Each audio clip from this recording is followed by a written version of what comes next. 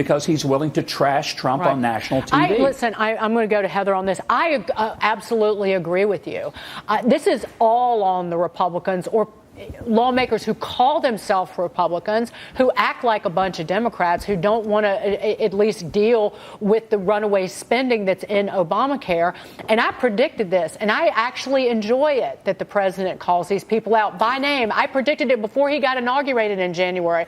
That you just wait. When they start fumbling the legislative agenda, he's going to be tweeting them by name and calling them names. And Heather, I love this. I enjoy it to the end of the earth. I love it too. I predicted he would win, and I predicted that he would behave this way, so I'm not at all surprised. Governor, you had a very different way of handling the legislature when you were governor, and you actually achieved success in a bipartisan circumstance, which was very challenging. Trump has the advantage of, at least on the surface, of having a Republican House and a Republican Senate. But he's got rules in the way that make it hard and give 8 Democrats enormous leverage.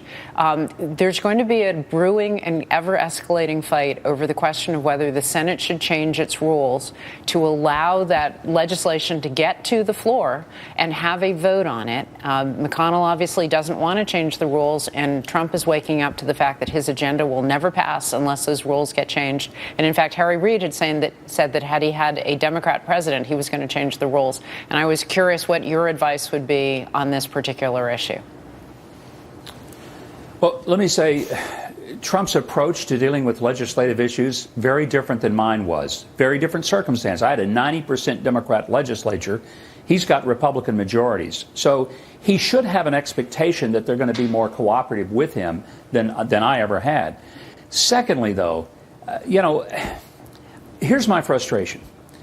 The Republicans need to think about what's best for the country, not what's best for their own political atmosphere. And if they need to change the rules in order to change things in America that make America a more economically viable engine for the world, then do it. And if that's what it takes to get the tax reform so that we put people to work and get people off of food stamps and welfare and into a job, then for heaven's sakes, do it. The consequences you can justify when you stand before Americans going to the bank, depositing a paycheck, and say, it's because we changed some rules because we had 8 Democrats who wouldn't work with us. I think that that's what needs to happen at this point in time, and be very clear about, yeah, we're changing the rules, but here's why. We want America to be able to be safe, strong, and we want to put people to work.